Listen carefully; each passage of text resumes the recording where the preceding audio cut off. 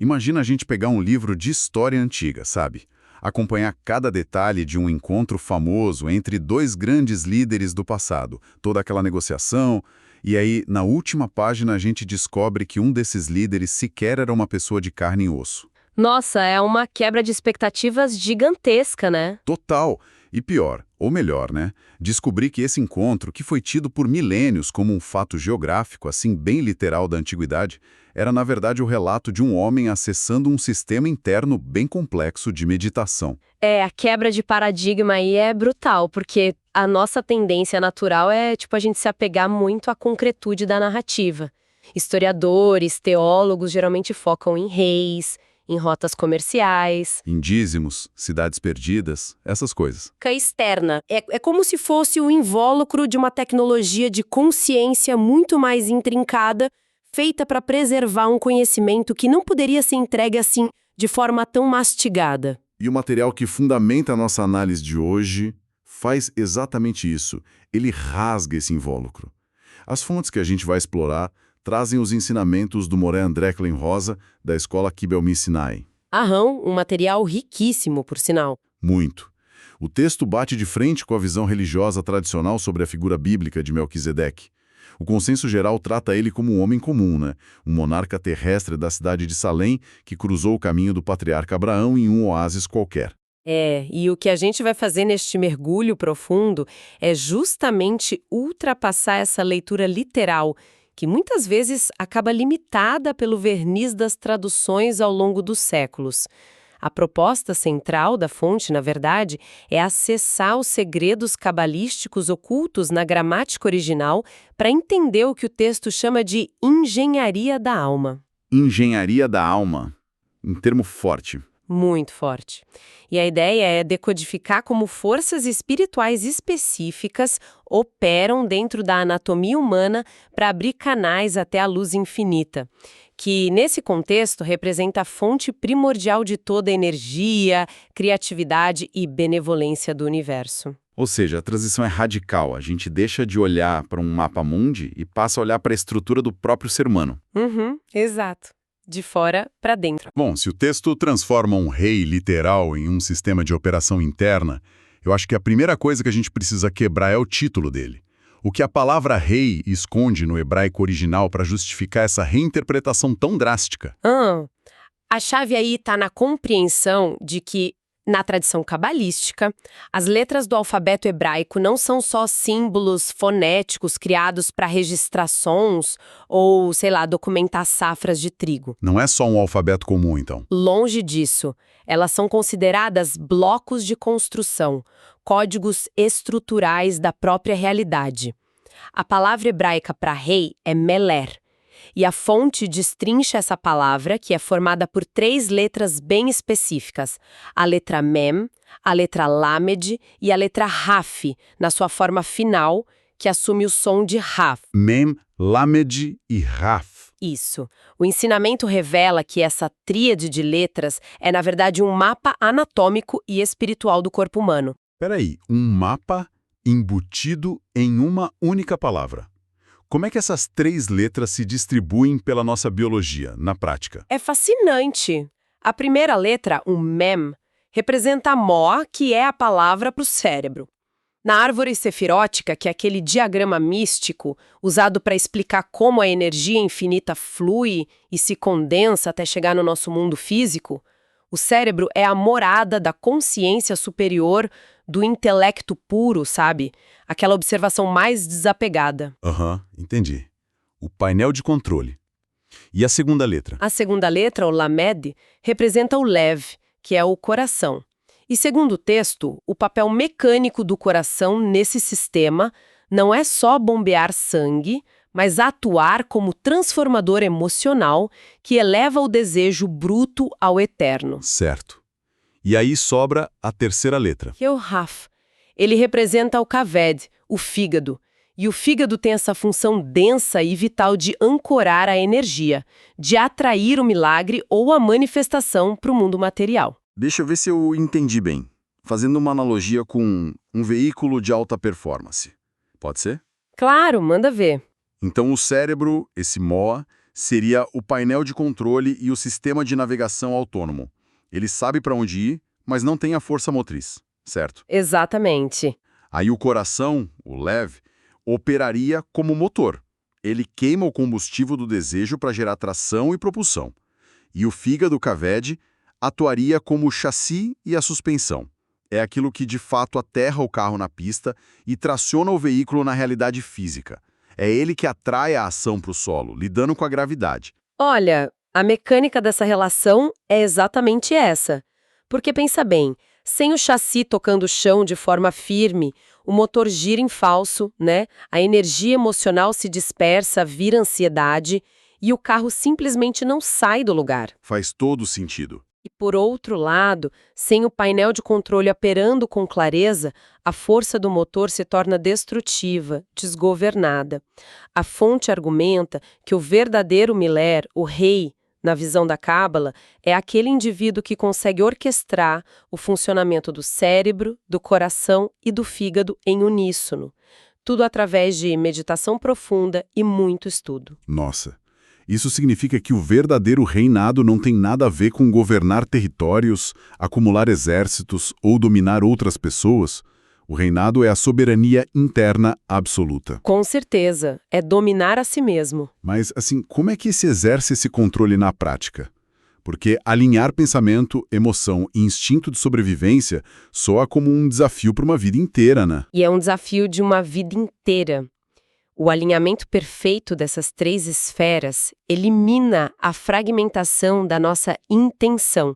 Porque muitas vezes o cérebro planeja uma coisa, o coração deseja secretamente outra, e o fígado, que são os instintos mais primitivos de sobrevivência material, age de uma terceira maneira. É o famoso conflito interno que todo mundo passa. Exato.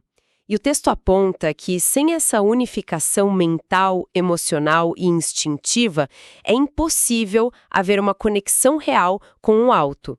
Então, o encontro de Abraão com o rei Melquisedeque relata justamente o instante em que Abraão conseguiu acessar esse sistema interno. Ele calibrou a sua própria estrutura. Alinhar esses três centros soa incrivelmente lógico dentro da teoria do desenvolvimento humano.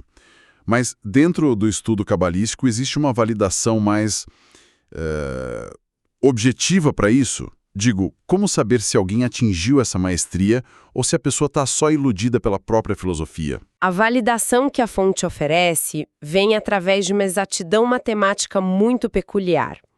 O Moré André introduz a ferramenta da gematria para provar a lógica desse estado de perfeição. Gematria. Isso. A gematria é um sistema onde cada letra do alfabeto hebraico possui um valor numérico fixo, que não muda. Mas peraí, eu preciso fazer o papel de advogado do diabo aqui por um momento. Somar valores numéricos de palavras não poderia ser só uma coincidência linguística? Tipo, a gramática se formou organicamente ao longo dos séculos e, por acaso, os números bateram em um padrão interessante. Como o estudo prova que isso é intencional? Olha, essa é uma objeção super válida e central para quem está estudando o idioma pela primeira vez. A premissa da Cábala, no entanto, inverte totalmente essa lógica de causa e efeito. Como assim? A tradição afirma que as letras não foram inventadas pelos humanos para descrever a natureza. As letras precederam o universo físico. Elas são a matriz de código que formou a natureza. Como se fossem o código-fonte da realidade. Perfeito, o código-fonte. Portanto, a matemática das palavras não é um acidente descritivo, é a fórmula prescritiva daquela energia. Então, no caso da palavra Meler, o valor da letra Mem, que é o cérebro, é 40, o valor da letra Lamed, o coração, é 30, e o valor da letra Raf, o fígado, é 20. Certo, 40 mais 30 mais 20, chegamos a 90. E adivinha, o número 90 é o valor exato da letra Tzadik. E o que significa tzadik? A tradução literal de um tzadik é um justo, ou seja, a própria estrutura matemática da linguagem demonstra que a soma do domínio sobre a mente, as emoções e os instintos transformam o indivíduo em um justo. O equilíbrio perfeito dos três centros resulta na retidão do ser. Caramba! A matemática atua quase como um selo de autenticidade da filosofia. Então, quando a narrativa literal diz que Abraão se encontrou com Melquisedeque, rei de Salém, a gente tem uma mensagem criptografada muito mais poderosa do que só uma reunião no meio do deserto. Sem dúvida nenhuma. E tem mais. A palavra Salem compartilha a mesma raiz de Shalem, que no hebraico significa completo ou íntegro. Ah, então Abraão não visitou uma cidade geográfica. Não. Ele atingiu a integridade. Ele consolidou o estado Shalem. Ele dominou o próprio vaso físico e emocional dele. E o ensinamento detalha que, quando a estrutura de uma pessoa atinge esse grau de completude, ela destranca um fluxo ininterrupto de recede. Recede.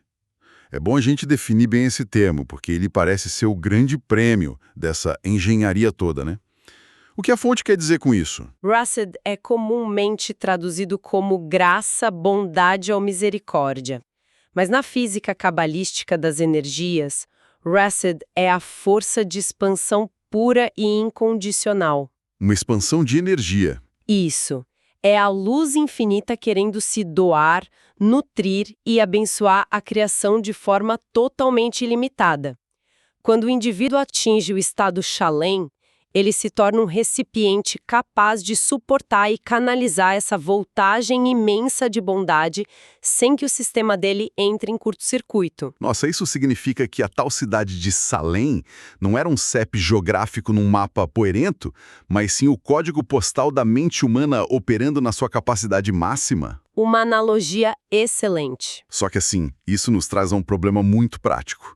Se o manual tá aí, e a luz infinita de Rased é essa força de doação absoluta que anseia em descer, a realidade nua e crua é que a vida de muita gente parece que está permanentemente travada, porque a teoria não bate com o cotidiano da maioria. Essa disparidade entre a teoria e a vida travada é o ponto crucial do texto. A fonte explica os mecanismos de bloqueio ressignificando dois conceitos religiosos que são amplamente compreendidos de forma muito literal, a circuncisão e os dízimos. Dois temas polêmicos. E a interpretação superficial da circuncisão, por exemplo, sugere que uma alteração física garanta algum tipo de aliança ou salvação. O texto cabalístico rebate isso categoricamente. Ele diz que cortar um pedaço de carne física no plano material não conserta o estado interno de ninguém. Faz todo sentido, porque se a gente está falando de uma engenharia complexa da consciência, um corte cirúrgico puramente estético ou ritualístico no corpo não vai reprogramar o software da mente e do coração, certo? Exato. O verdadeiro procedimento que é ensinado pelos cabalistas é o corte da orlá. A orlá é descrita como a casca ou clipá, que bloqueia o canal de recepção de luz. Uma casca que bloqueia. Sim! A fonte detalha que se a vida profissional está paralisada ou se a área amorosa está imersa em escuridão e os projetos falham repetidamente, a causa raiz é que o canal na dimensão de Malhut está severamente obstruído. Malhut seria o que exatamente? Malhut é a última etapa da árvore sefirótica. É o plano físico, onde a gente existe e onde as coisas devem se materializar. E essa obstrução em Malhut é causada pelo que eles chamam de Sitra Ahra. Sitra Ahra, o termo em si já carrega um peso de alerta, né? Qual é a mecânica dessa obstrução? Como isso funciona? Sitra Ahra se traduz como o outro lado.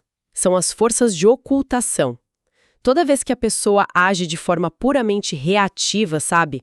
Movida pelo egoísmo ou pela desconexão entre o cérebro, o coração e o fígado, ela gera uma espécie de fumaça espiritual. Fumaça espiritual? E essa fumaça endurece e forma a clipá, a casca. Essa camada vai se alojando em Malhut, filtrando e bloqueando a descida de Resed. A luz continua brilhando lá em cima, mas a blindagem ao redor da pessoa impede que ela acesse essa energia. Sabe, em vez de pensar num encanamento antigo entupido, acho que é mais preciso a gente comparar com um sistema de rede de computadores. A internet de fibra ótica, que seria essa luz infinita de Resed, está roteando o sinal perfeitamente. O provedor não está com falha. O problema não é a fonte geradora. Isso. O problema é o receptor final, o nosso plano mental e físico de Malhut. que está infectado por um código corrompido, por muito cache acumulado de ações reativas passadas. Essa Citra AHA atua como um malware robusto que criptografa os nossos próprios canais, impedindo a recepção e o processamento de novos dados. Os dados estão fazendo pressão o tempo todo, mas o vaso não tem espaço útil para receber. Essa analogia do malware ilustra de forma muito mais fiel o conceito de clipar, porque a energia benevolente está integralmente disponível a cada microsegundo, mas o vaso humano, o nosso aparelho receptor, tem seus portões selados por essa carapaça de ocultação que a gente mesmo gerou. E isso obriga quem estuda isso a buscar a solução, né? Como é que a gente roda um antivírus? Como remover essa casca corrompida? Bom, o documento aponta que é preciso realizar um tipo de pagamento para restaurar o fluxo, utilizando o que ele denomina de dinheiro espiritual. E como se adquire e se transfere esse tal dinheiro espiritual? Porque voltando à nossa premissa, se o canal de alguém está bloqueado hoje, essa pessoa não vai pegar um camelo e cruzar com um rei místico numa estrada do Oriente Médio para entregar sacos de ouro.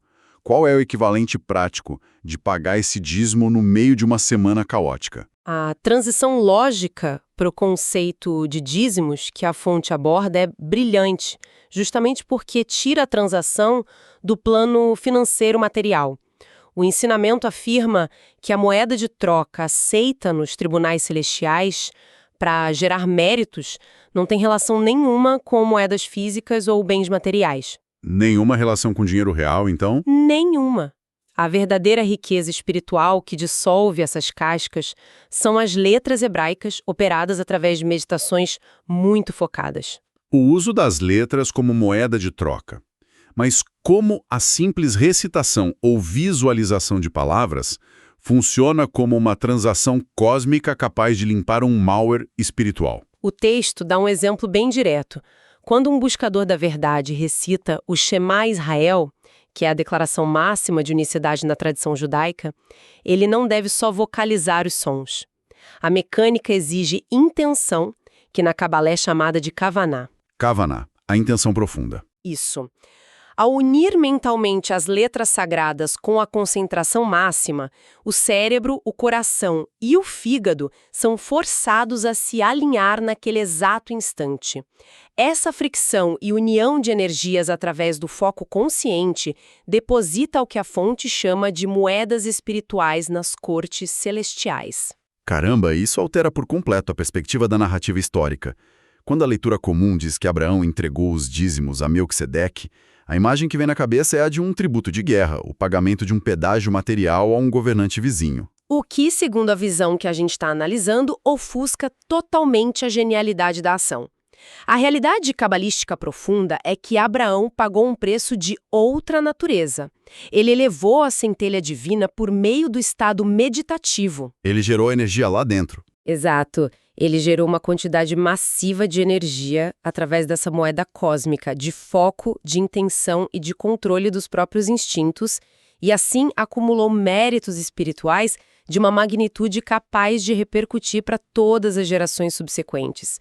Basicamente, ele hackeou o sistema, removendo as obstruções da linhagem dele. Mas vamos ser honestos, isso exige um nível de energia e um desgaste mental muito diferente de apenas fazer uma doação automática de uma porcentagem do salário, né?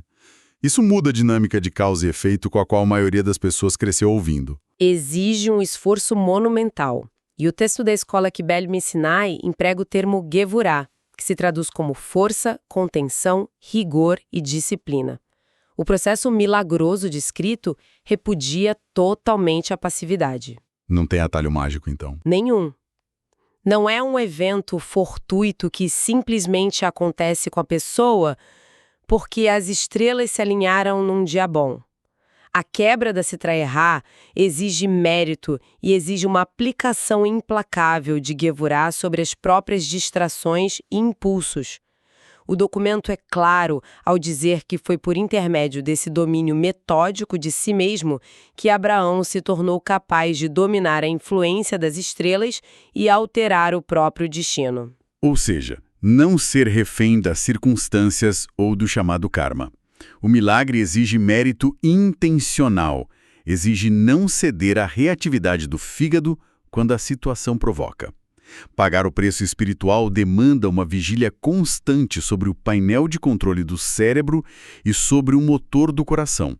É uma postura diametralmente oposta a terceirizar a espiritualidade, esperando que um pedido rápido e mecânico conserte a tubulação entupida da vida. Falou tudo!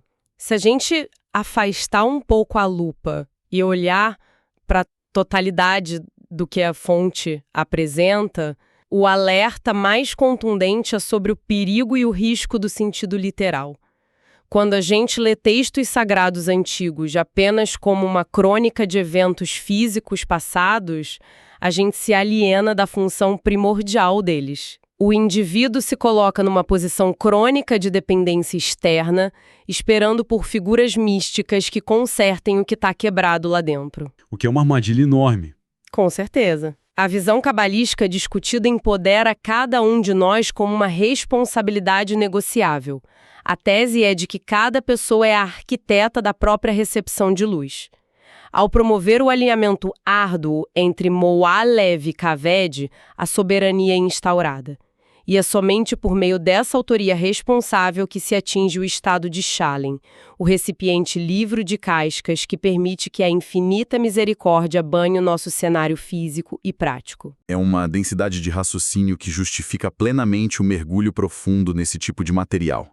O verdadeiro milagre se revela não como um evento mágico e inexplicável que rompe as leis da física de fora para dentro, mas sim como a capacidade humana de reescrever o próprio código, desobstruindo intencionalmente os canais internos para que a realidade externa reflita essa nova organização. Essa é a síntese precisa do método que é ensinado nas fontes. A ferramenta primária para alterar a configuração do destino foi codificada na estrutura biológica e psicológica do ser humano, moldada pela própria linguagem da criação. E com essa percepção de que a maestria nunca esteve no trono de um reino distante, mas na modulação fina dos nossos próprios órgãos de percepção, a gente encerra a nossa exploração das fontes de hoje. Contudo, tem um pensamento final e muito instigante para quem nos ouve levar consigo, que expande a premissa de tudo que a gente viu até aqui. Vamos lá, qual seria...